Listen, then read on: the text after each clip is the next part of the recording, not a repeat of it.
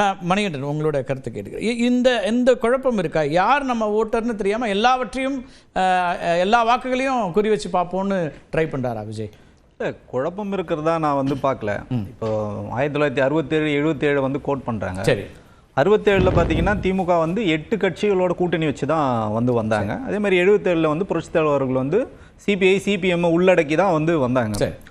ஆனால் என்னென்னா இவர் கடைசி வரைக்கும் சஸ்பென்ஷன் சொல்கிறது இப்போ யாராலையும் யூகிக்க முடியாது. இப்போ இவங்க தான் கூட்டணிக்கு வராங்க, இவங்க தான் வரமாட்டாங்கன்னு சொன்னால் நீங்கள் முன்னாடியே உங்களுக்கு தெரியும் இதுதான் இப்படி தான் இது நகரப்போகுதுன்னு. ஆனால் இது கடைசி வரைக்கும் தெரியாதுன்றது அவருக்கு பலமாக தான் இருக்குது. ஏன்னா புதிய ஒரு கட்சி, புதிய வாக்காளர்கள். இப்போ நம்ம ஏற்கனவே மதுரை மண்ணில் கேப்டன் விஜயகாந்த் அவர்கள் இன்னும் சொல்ல போனால் உண்மையை சொல்லணும்னா இதை விட கூட்டத்தை கூட்டினார் அவர் மதுரையில்.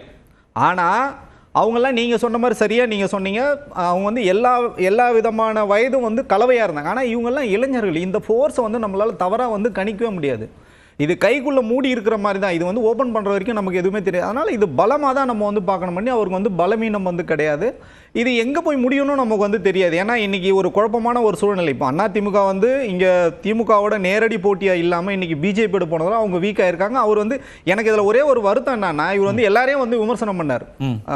பாரத பிரதமர் மோடி அவர்களை விமர்சனம் பண்ணார், மாண்புமிகு முதல்வரை விமர்சனம் பண்ணார், எதிர்கட்சியை விமர்சனம் பண்ணார். ஆனால் திரு சீமான் அவர்களை விட்டுட்டு, ஏன்னா அவங்க தொண்டர்கள் இன்னைக்கு ஏன்னா இளைஞர்கள்னால அவங்க அதை தான் எதிர்ப்பாங்க. ஏன்னா அவர் சமீப காலமாக தொடர்ச்சியாக திரு சீமான் அவர்கள் விஜய் அவர்களை வம்புக்கு இழுக்கிறாரு.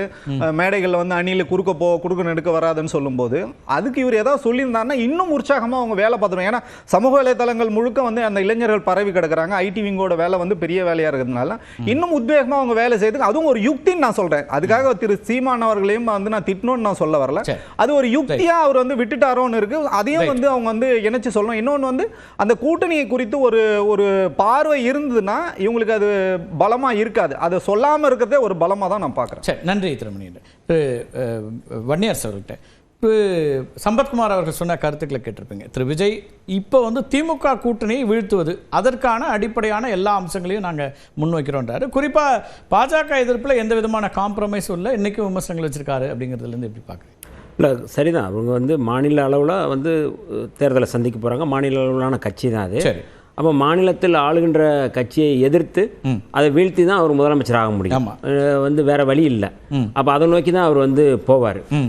இப்போ நீங்கள் இந்த மாநாட்டில் அவர் ஒரு 6 தீர்மானங்களை ஏற்றிருக்கிறாங்க. இப்போ தீர்மானங்கள் வந்திருக்கு. சரி, அது தீர்மானம்.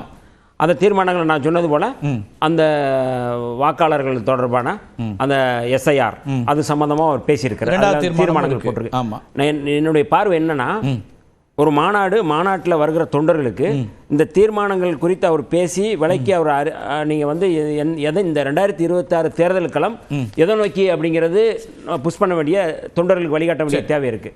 இந்த எஸ்ஐஆர் அப்படின்னு சொல்ற இந்த தீர்மானம் குறித்து ஒரு இடத்துல கூட தன்னுடைய கொள்கை எதிரி பாஜக, அந்த பாஜக தான் இதை பண்ணுது, கொள்ளைப்புறமாக தேர்தல் ஆணையத்தை மையப்படுத்தி பண்ணியிருக்கு அப்படின்னு ஒரு இடத்துல கூட அவர் சுட்டி காட்டல.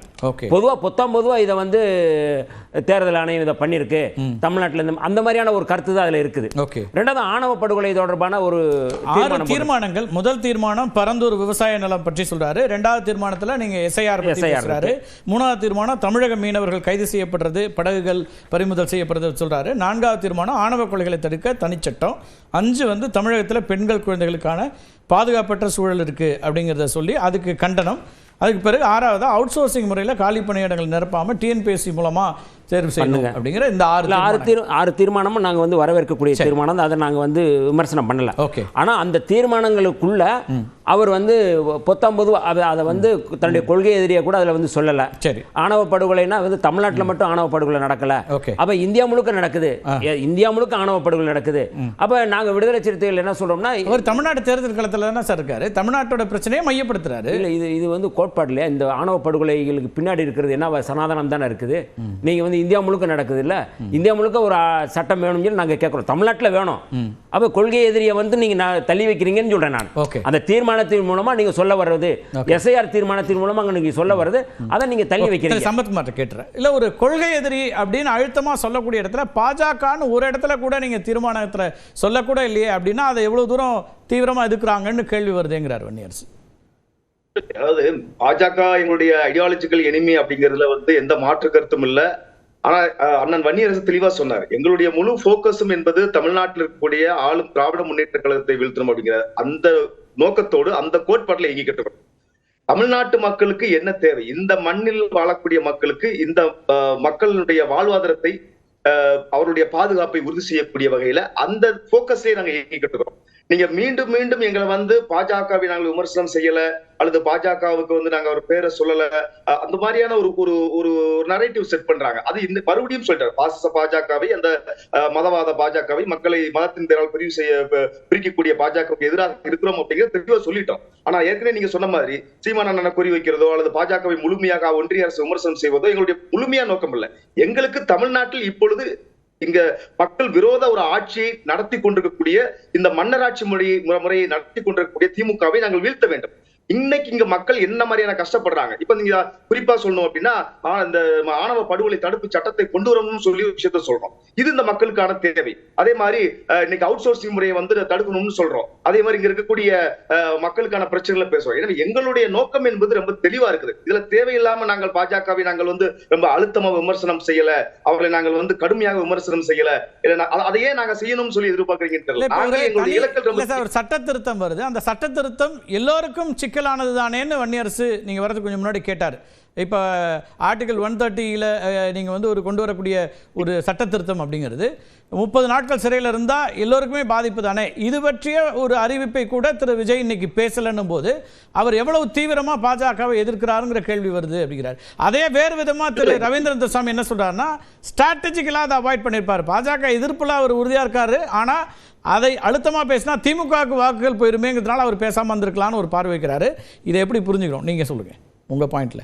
இந்த சட்ட முன்வரைவை வந்து சார், இது வந்து ஒரு மசோதா, இது இன்னும் சட்டம் ஆகல, இது இன்னும் டிஸ்கஷன் இருக்குது. எனவே இந்த நேரத்துல நீங்க நீட் ஆஃப் த அவர் என்னன்னு பார்க்கணும். இப்ப மக்களுடைய தேவை என்ன, எது ரொம்ப மக்களை அதிகமாக, இன்னும் சொல்ல போனா இது யாரை ரொம்ப இந்த சட்ட திருத்தம், இந்த சட்ட முன்வரைவு யாருக்கு பதற்றத்தை கொடுக்கும் அப்படின்னா, ஊழல் செய்து ஒருவேளை வந்து சிறைக்கு சென்று அந்த ஜாமீன் கிடைக்காம இருந்து அதன் மூலமாக நமக்கு அந்த அதிகாரம் பறிபோயிடுமோ அப்படிங்கிறவங்க வந்து கொஞ்சம் கூடுதலாக பயப்படுவாங்க. ஆனா எங்களுக்கு அதை பற்றி கவலை இல்லை. ஆனா நாங்க அதுதான் பிரச்சனை சார். இல்ல நீங்க இந்த சட்டம் பற்றின புரிதலோட சில கேள்விகள் வைக்கிறாங்க. நீட் ஆஃப் த அவர்ங்கிறதுனால அதை பத்தி பேசுறோம். நீங்க வெற்றிங்கிறது தேர்தல். ஆனால் இது என்னன்னா, இந்த அதிகாரத்தை நீதிமன்றத்தில் இருக்க அதிகாரம் அதிகாரிகள் கையில் போகிறது சரியாங்கிற கேள்வி வைக்கிறாங்க. ஒரு விசாரணை அதிகாரி நினைச்சா ஒருத்தரை 30 நாள் சிறையில் வைக்கலாம், அவங்கள பவர்லேருந்து ரிமூவ் பண்ணிடலாம்னா அது சரியாங்கிற கேள்வி தானே. அந்த அடிப்படை தான் வருது. இல்ல, நிச்சயமாக இதற்கு வந்து எங்க தரப்புல இருந்து, எங்க தலைவர் தரப்புல இருந்து இந்த சட்ட முன்வரைவு குறித்து ஒரு தீர்க்கமான ஒரு அறிக்கை வெளியே வரும். எனவே அதுல வந்து இதுக்கு தேவையான விளக்கம் இருக்கும். இந்த இடத்துல இது வரைக்கும் இருந்தது போதும் தான் நினைக்கிறேன். ஓகே, விரைவில் நீங்க சட்ட பேசுவோம். Okay okay. திரு வன்னியரசு, இல்லை, அவரு மரியாதைக்குரிய சம்பத் அவர்கள் சொல்லும் பொழுது